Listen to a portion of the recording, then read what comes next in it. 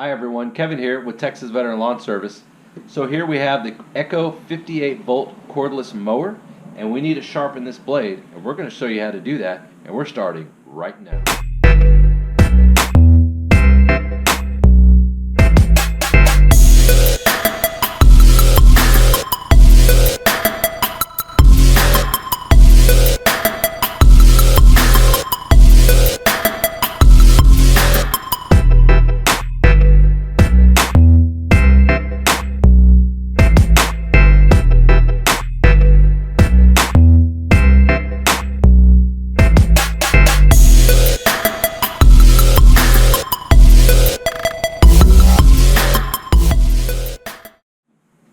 Okay guys, one of the first things you're going to want to do is you're going to put some type of 2x4 or board, something in here to stop this blade from moving, because we're going to apply some pressure and that's going to move this blade, but we want to keep it stationary, and that's going to help us unlock it.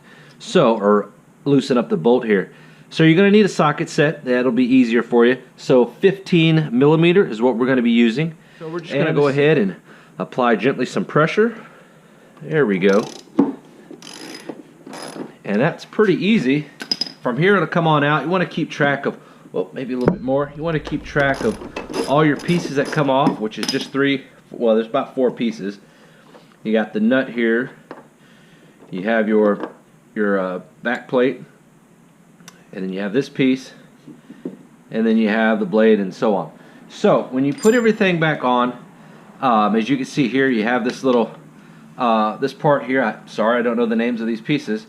Now you won't be able to mess this up because you have a circle here and another shape there, so it'll be pretty easy. So all I do is put this guy back on,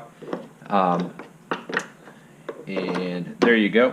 We'll keep the other pieces here. Now that we got this guy off, we can go ahead and examine the blade. It's in pretty good shape. There's no damage to the blade here. A little bit of wear. You can see it starting to curve in, but that's normal. Your lift still looks good. This other side looks good. The underside looks good. So okay, all we're going to do is put this on the workbench, and we're going to grind and give ourselves an edge here. Now you want 30 degrees is the angle, but that may be a little tricky if you don't have all the proper equipment. So we're just going to do the best we can, and I bet you we'll get it pretty close and pretty sharp. So let's head over to the bench. Okay guys, eye protection is so important for this next step. Ear protection not so much, but you want to protect your eyes. If you have a face shield that you could put on and covers this, that is also ideal to put on top of this. And you just want to make sure you're taking care of those eyes, because what we're about to do is not necessarily overwhelming dangerous, but it does have potential to cause some problems. Real lightweight grinder. It just plugs into your 110 or 112 outlet, 120 volt I think is what it is, your standard US outlet. And what we have on here is just a blending wheel. As you can see, it looks like there's a lot of different sanding discs on there, and there is. They're all laying down in a certain direction, opposed to a grinding wheel, which is a lot more abrasive than what this guy is going to be doing for us. This is going to allow us to sharpen the blade a lot easier and quicker than using your standard grinding wheel. And this is made by DeWalt, and it is a 4.5 disc with a 7/8 of an inch arbor on it. And we purchased this at Lowe's, I believe, and I believe we purchased this at Walmart.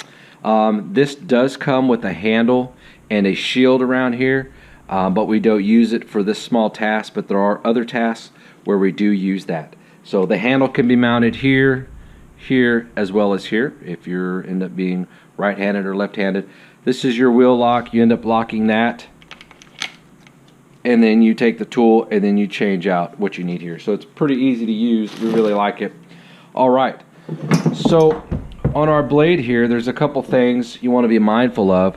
Where you're going to be grinding is important, because there's going to be sparks that shoot out, and we don't want it to be in an area to where things could possibly catch on fire. We try not to grind things on the bench here, so we're going to do it on the ground. Okay, so now we have our blade down here, and we have our sharpener.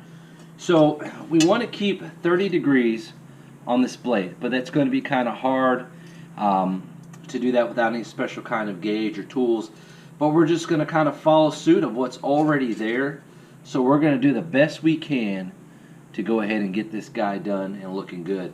The blade isn't that bad right now, so it'll be easy to get that edge back. A couple of passes will be done on the top and then one on the bottom to keep it from wanting to roll over, and then that'll be pretty much it. So when you're doing it on the ground here, what you want to be mindful of is where you're positioning. If you're right-handed, you want the grinder to be in your right hand and then the blade to be in your left hand. I generally hold it like this with my left hand and just kind of use my thumb behind it like this to kind of help keep that angle of what I need. So based off of the angle of my hand, my left hand, and then my right hand with the grinder, I just kind of figure out what angle I need to be at, and we just go from there. Now you want to do even strokes back and forth real slow. You don't want to go like this, and you don't want to do up and down. You want to maintain a steady angle, and you'll be able to tell as soon as you make that first pass on where you're touching that blade at.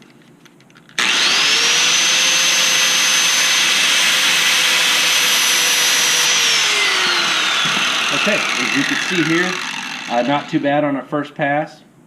So that was just one little pass. Now this is a thin metal blade, so it's not going to take a whole lot. See if we can get you a little bit better angle there, guys. There you go. So we're going to go ahead and do a couple more passes till it gets pretty sharp.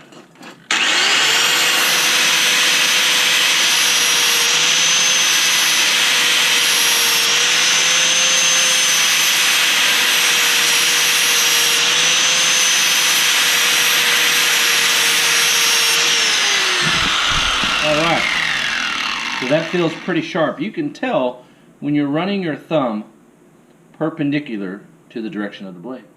You can feel it. Now, it feels like this side has rolled over a little bit to this side, so we're just going to barely touch it on this side to bring it back straight again. And that's just because it's a thinner, softer metal than some other metals. That's going to be pretty much it on that guy. Oh yeah, yep, definitely sharp. So we're going to repeat the same process on the other side.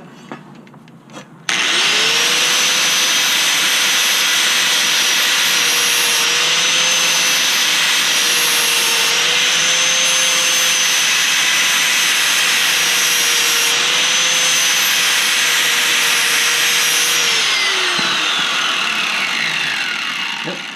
One pass on this side and we're done. Alright, I think that's about it.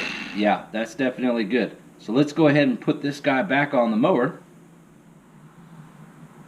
Okay, so we're going to repeat the process of putting it back on, or reverse the process actually. So when you're putting your blade on, you need to take note that you don't put it on upside down. So how do you do that?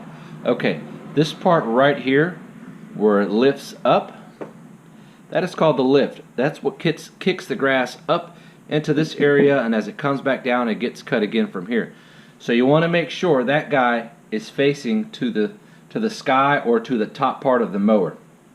So in this case, because the mower is standing on its end, then this lift needs to face the top part of this deck. So let's go ahead and put this on our little piece here. Whoops.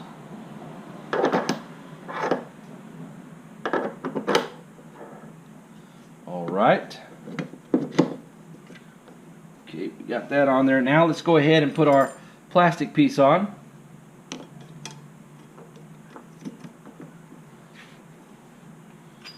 And then our other metal piece.